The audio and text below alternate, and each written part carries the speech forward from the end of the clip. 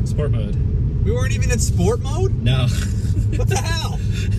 I got an opportunity to drive and review a 2021 Mazda 3 hatchback. I'm going to give you my honest opinion on why you might want to buy one, some of the cars it might compete against, my opinions on its functionality and drivability, as well as some of the aftermarket support that's offered on this platform. Let's get right into it. This particular one is equipped with the 2.5-liter turbocharged 4-cylinder that is also all-wheel drive. Now, I'm really excited to drive this car today because I've never really reviewed a Mazda like this on the channel. I really haven't driven anything like this. So I always like to try out different things, and I'm going to give you guys my honest opinion about it. And then gas all the way down, it'll hold. So it launches. Look up. Wow. That definitely broke him loose. That was cool. It leaves hard. It leaves hard.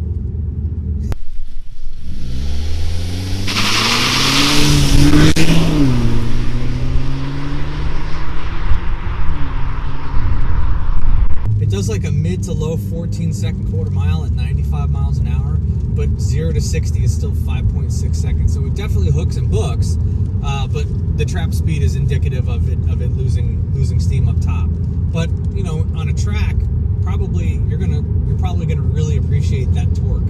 On a drag strip, you'll see the limitations of it, but an upgraded turbo would definitely wake things up considerably.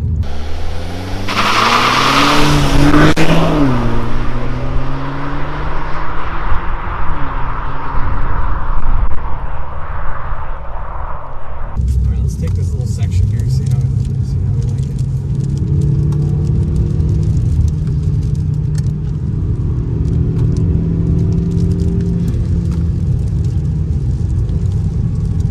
It's planted.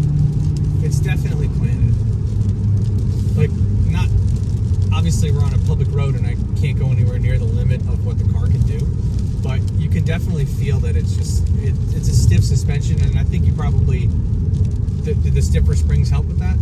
Absolutely. The stiffer springs on the car really is what makes this handle a lot better right now. Okay.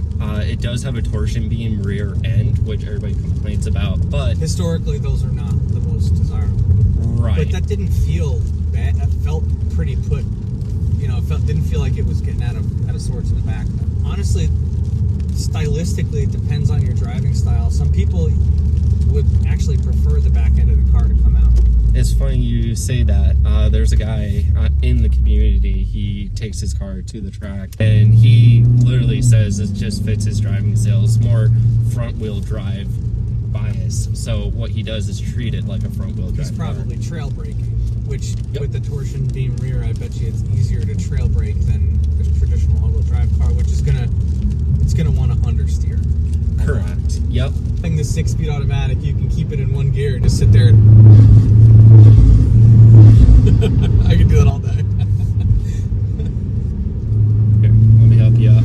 Sure. What's that? Sport mode. We weren't even in sport mode? No. What the hell? Is it? Oh, that shift's even better. It stiffens up the steering a little bit too. Oh, that's noticeable. That is noticeable. I mean, the steering felt fine before. That is definitely better. So there's actually a company that is producing performance parts for these cars specifically, and it's called Corksport. And they already are starting to make a slew of performance parts for this thing. And I think they're actually working on an upgraded turbo. Is that correct? Yeah, so Corksport is a company that's been around for 25 plus years now. And one of the unique thing is they like taking everything from your performance Mazda cars, like your Mazda Speed 3s, your Miatas and stuff like that. And they also like bringing that performance to your economy cars. So even the NA cars that get intakes and exhausts and stuff like that. Okay. So it's just really important to them. This car, for example, you know, you can get everything from an intake, exhaust, and downpipe. And right now they're in the process of producing a larger turbo for the vehicle too. That's supposed to make a decent amount of upgraded power. I'm interested to see what that'll make. Now, from the factory, these have 227 horsepower and 320 pound-feet of torque, but it goes to 250 if you're running it on 93 octane, is that right? Yeah, so if you run this on 93 octane, it's 250 horsepower with 320 pound-feet of torque. The only modifications that are on the car right now are a Corksport intake, the Corksport axle back exhaust system and cork sport lowering springs. But Brian's definitely going to get a downpipe and an upgraded turbo at some point, which will definitely boost the power numbers up significantly. What other modifications do you have done to the car other than the stuff from Cork Sport? Yeah, right now aesthetically, we do have a wrap done by Wrap Obsessions. Okay. They're a local shop here who sponsors any car build I usually bring. We call it a friend sponsorship discount. Yeah. And they help out a lot with supporting the local community here, whether you're into car shows, to racing, to drag races, drifting. You know, Cameron himself does a lot there. And then, of course, Tinker Performance is the other shop I work with a lot on my cars. Okay. And he's going to be the one doing the downpipe install and stuff like that are coming up. I've seen a number of wraps that Wrap Obsessions has done, and they do phenomenal work. I wrapped the roof on my 5 Series, and I boogered it up a little bit. But, I mean, I was learning. But, you know, obviously, if you want it done right, you're going to take to somebody that knows what they're doing, and Cameron definitely does. I've seen some of the stuff that Dalton has done with Tinker, too, and it's good to have some people that are local like that are still, you know, turning wrenches and willing to help people out with their builds, because, you know, not everybody can do it themselves, and that's fine.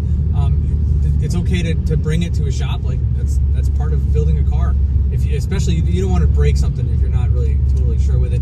And they do everything there, right? They do engine builds, they do just bolt-ons, they do everything, right? Every single thing you can think of, Dalton's the man to do it. And what I appreciate about him is that even if he's not comfortable doing it, he'll either research it to see if he can get comfortable doing it, or he'll be honest with you and be like, hey, this is a little bit out of my scope, but let me recommend this guy for you. Yeah. So if any of you guys are watching and you're in the upstate New York area, make sure to check out Wrap Obsessions and Tinkered Performance, because they're 2 local places around here that really can make your car stick out from the rest. The interior on this car is very well appointed, with a lot of options, everything being easily accessible. And the fit and finish of this interior is better than what you would expect from other cars at the same price point. Plus, the fact that it's a hatchback helps big time for functionality, where the back seats can fold down so you have a ton of storage.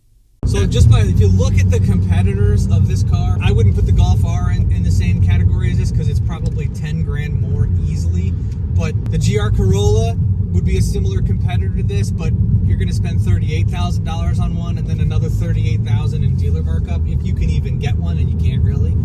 Really, it's the WRX, which is more expensive than this, and this probably is very, very similar performance to it, and you're still getting it in a hatchback if you want. Yes, you can get it in a stick shift, but if you want it automatic, you're getting a CVT, and for performance purposes, you don't want a CVT. You really don't want a CVT. The only thing I wish that this car would have come with is a manual transmission, and you can't get the all-wheel drive 2.5 turbo in a manual, and you can only get it in an automatic. But at least the automatic is a paddle shifter 6-speed automatic, which this one has aftermarket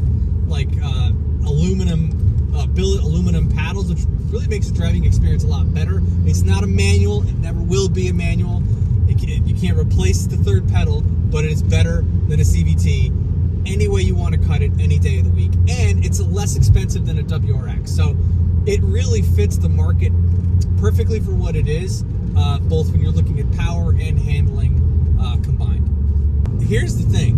I'm not a red car guy. You know, the cars that I have, none of them are red. I don't remember the last time I had a red car. This red is really nice. Like, I'm very tempted to steal this color and wrap this color, another car this color. That's how nice it is. So, a couple of things that I dislike about the car. The main one is you can't get it in a manual transmission. There's no way around it. But if you want the engine with the more power and the all-wheel drive, you're stuck with the automatic. But I actually do like this automatic a lot more than I was expecting to. A couple of things that I'm not a huge fan of. There's no automatic rear hatch, and that comes with a car that's not super luxurious, but it still has a lot of options that you don't realize you have. It has lane assist, like it's yelling at me now that I'm not in the right lane, and it'll pull you back. It's got cruise control. It's got a lot of other good stuff. Does it have heated seats too? It does have heated seats. Okay, and a heated steering wheel. So it's got a lot of options in this trim level too.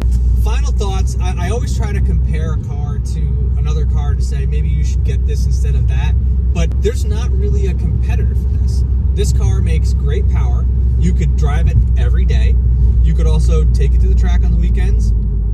and then go to Home Depot and throw a bunch of crap in the back, or go on a long trip because it has a hatch that folds down. So it's really kind of in a class of its own, because there's really nothing else in its price point.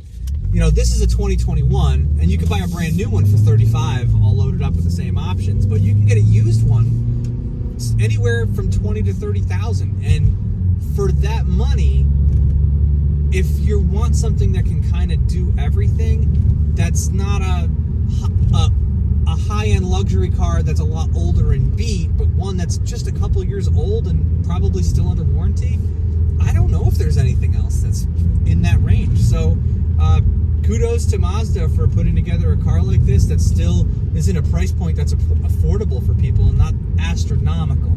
So if you're considering getting one of these, you can still get one that's probably still under factory warranty for less than $30,000. That's not going to break the bank, that just about can do everything pretty well. Another thing I wanted to point out is the growing aftermarket support that this platform is getting now through Corksport. Plus, Corksport's dedication to building a community for all of the enthusiasts that are getting involved with these cars, which is growing every day. So Corksport actually goes to Tail the Dragon. They have like a whole event that they do there. They're really about increasing people's knowledge, because the more knowledgeable you can be, you can make your consumer base, the better the community is going to be as a whole. And I think a lot of companies have lost sight of that, and I think that's important that they're still focusing on that. Absolutely. You honestly hit on the ball right there with especially Mazda's at the Dragon event. That's one of the unique ones, because Corksport is over on the other side of the country, and the fact that, you know, the event hoster Josh Sturdivant, he literally comes out to, you know, Tail the Dragon from Florida, and then they started sponsoring the event and started hosting and helping with all that. You know, it's just great to see that, you know, something as simple as, hey, a bunch of guys hang out with Mazdas, let's go help them. Let's bring t-shirts and, you know, give them our knowledge while we're out there too. Yeah. And they've sponsored people on that side of the world now too. Special thanks to Brian for letting me drive his car. Brian and I will actually be going to New York Safety Track on June 21st with Highline Motorsports and Round Lake Auto. So he's actually willing to let me take this for a couple of laps on track to really see what we can put down with it. And I'm really excited to do that. Obviously, I never try to go crazy on track. I try to stay well within my limits. But to really get a good feel for the car, you can't do that on the street. There's only one place you can do it, and that's the track. If you guys have a car and you're in the upstate New York area and you want me to check it out for you, make sure to send me a message on Instagram at Low Boost Films. It's probably the best way to get a hold of me. And we could set something up where I could come out and meet you. We could do a full review on your car if you're interested in having me do something like that too. In the meantime, if you can't wait until next week's video, make sure to check out these videos that I already have